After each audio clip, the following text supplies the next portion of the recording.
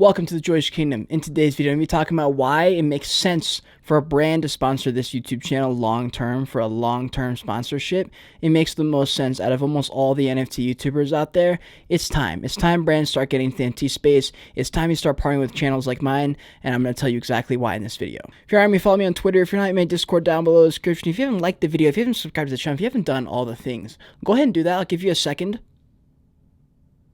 Cool. Thank you for doing that.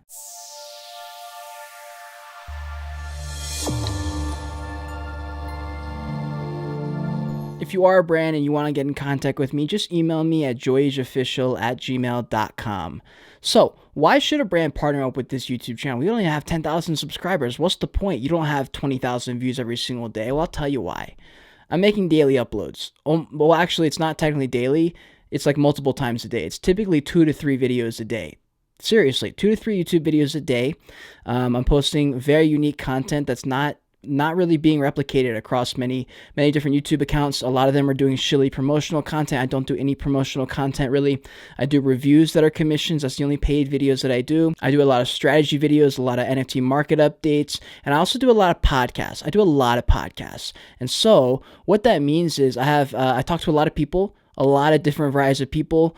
You know, if I have a brand, like for example, if Celsius sponsored the channel, and I always have Celsius right here in the bottom corner, and then I talk to a founder for an hour and a half, and they're like looking at my Celsius bottle for an hour and a half, or I'm doing a podcast for 2 hours, hour and a half, 2 hours, 2.5 hours, and this bottle is in the corner of my screen the entire time. A little bit of subliminal messaging, a little bit of subconscious, like, hey, what's that energy drink Cade's got there in the corner? Cade's pretty fucking ripped.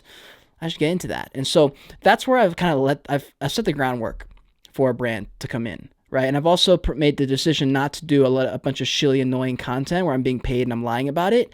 And so all the subscribers I'm getting are very organic, and I'm not getting a bunch of followers because I'm offering some free NFTs or some whitelist opportunities, which is what almost all the other YouTubers are doing to get a lot of followers. Not all of them, but a lot of them are doing that. And I prefer to grow in a different organic way. And I also make a lot of content that's not really geared toward NFTs at all. I make a lot of content that's geared toward life, lifestyle, fitness, sex, like all the different things. I relate them to NFTs because NFT technology is here to stay forever. But I'm also I don't want to be boxed into this NFT realm. I want to make content about everything. I have a life. I do other things. I have other interests. I want to be a podcast host. I want to be an entertainer. That's what I'm here to do. I'm not an NFT YouTuber. I'm a YouTuber. I'm here to do whatever. I'm good on camera. I'm good at fucking plugging stuff. I'm good at storytelling. I do all those things. And I've really focused on setting the groundwork so that I have a very strong base to stand on, because I've been wanting to be a YouTuber for 10 years. I started making videos in 2010 or 2009 when I was like in middle school. I had a soccer field in my backyard, and we bought this like $200 soccer goal, and I was kicking free kicks, and I was just doing free kick videos for a long time. I started doing game highlight videos. I started doing tutorials and stuff. Like, it's all over my YouTube channel. And there's a second channel, if you guys haven't found it yet, called Cade Bergman. It's one word, and I have all these old soccer videos. So I've been making videos for a long time. I've gotten comfortable in front of the camera. I've done different kinds of content. I used to do fitness content. I was trying to take over the world, be like super yoked and do vlogging stuff. Didn't like vlogging. I tried to be a travel photographer. That ended up flopping a little bit because I just didn't like vlogging at all. It was really hard to do that kind of content. And then I settled and I was like, man, I wish I could just film videos from my fucking room and have something to offer. And so then I just like found NFTs and said, this is my chance. And so I dove headfirst into it and pretty much just took on a full ass risk and said, I'm just going to make this work, and I want this to work. And I made it work. And it's been incredible. It's been fucking amazing, actually.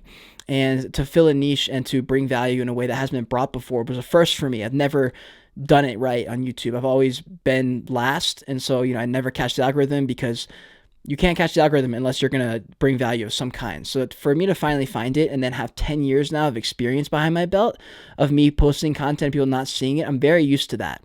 I'm very used to posting whatever I want and nobody's seeing it. So I'm at this point now where I am getting views, and I do have people who support me, and I still post whatever the fuck I want, even though there's videos I know will do well, and I know there's videos that will do terrible. There's the podcast with myself, just myself, where I talk about life, don't do nearly as well as my, NFT video about some big project, but I still post it because I know it's important for my brand, and it's important for people who are going to watch my content anyway to know who I am. And every now and then, if they do find a clip of me that they like, and they say, oh wait, shit, he's got a whole podcast about himself, and then they start to watch, they go down that rabbit hole.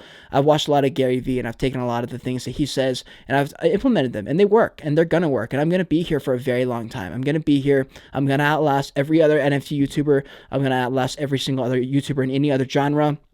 I studied and watched all the biggest influencers from every single industry and watched them come out of their own little niche and become something bigger and transcend their brand into something else, to where it was just wild seeing that, like watching Bradley Martin go from like the fitness guy to making fitness big as fuck, and like talking to all these different people in different sectors, podcasts. I watched all these other influencers remain relevant, and I studied the shit out of them, because in middle school, I wanted to be cool. So I studied the cool people. I said, what do they got that I don't? Why are they getting all the girls? Why are they getting this? Why does this guy always start? What is different about me and him? We have the same skill level. Why am I always on the bench? And so I always studied people growing up, because I just like kind of was always like third place in everything kind of thing. That was like my thing. I was always like last place or third place. I was always picked last for the kickball team.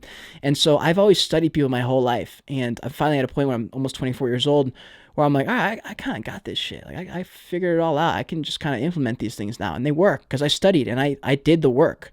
So anyways, that's the main reason I think a brand sponsorship makes sense for my channel. I would love to not have to do commission reviews nearly as much as I do. I would love to be able to post the content that I want to post, do videos that should be made rather than videos I need to make for, paying rent purposes. And I think if a brand reaches out and they make sense for my brand, again, I'm into fitness, I'm into mental health, I'm into NFTs, I'm into tech stuff, I'm into investing things, I'm into a whole lot of things. And I'm also really good at interlocking many different genres and bringing them together, because I'm a storyteller. So I love doing all those kinds of things. So if you're a brand that you think you fuck with me, you fuck with my vibe, you fuck with my brand of just like rolling the dice on yourself and saying, fuck it, fuck everybody else, I'm going to try this because I want to try it. And if in 50 years it fails, at least I fucking tried.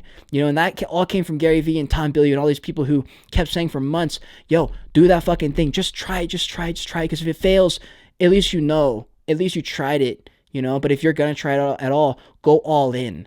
And so I said, fuck it. And I did that. And I traveled and lived in my car. And I pushed myself to the brink of psychosis, basically, living in my car alone for 6 months, being a homeless person, stealing coffee out of Holiday Inns because I didn't want to pay for coffee, stealing ice out of their fucking ice machine things because it was free, living in Walmart parking lots half the time, staying illegally in national parks. Like, I did all the things, and I pushed myself, and I did a bunch of stuff that pushed me way outside my comfort zone. And that's what my brand's about. And that's what I encourage people to do by taking their future and their initiative into their own hands and doing things and getting that the confidence to do things. And that's what my brand, my little slogan, as just some of you guys know who watch my channel, is I'm here to instill the knowledge and confidence it's going to take to navigate this metaverse on your own one day. And so the metaverse for me represents the future of this world, the future of this cyborg-like world where we live in this augmented / virtual reality. And it just makes sense. Where this blockchain technology is here to stay. It's not going anywhere. It's going to take over everything else. It's just going to replace Web 2. And that's what people say. It's hard to explain it, but I'm really good at relating things, and I can go into more in depth if you're a brand who doesn't quite understand this. I'd love to have a call. So anyways, this video is going to come to an end. If you're a brand and you like what I had to say, again, email me at joyageofficial@gmail.com. I'd love to start opening talks for long-term partnerships. The email is in the description if you couldn't understand what I said, you don't want to spell it. But anyways, if you guys like this video, subscribe to the channel, join the kingdom. We're trying to get to 10,000 subscribers. As soon as we get 10K, we're going to start flying. I expect 1 million in the next couple years. I'm really fucking excited about it. If you're not following me on Twitter, if you're not, maybe just scroll down below the description. What are you doing? What are you doing? All right, if you want to see more of me right now, click on one of these boxes on the side of me. Until next time, continue on your Joyage, continue to learn, and be grateful you're alive watching this video.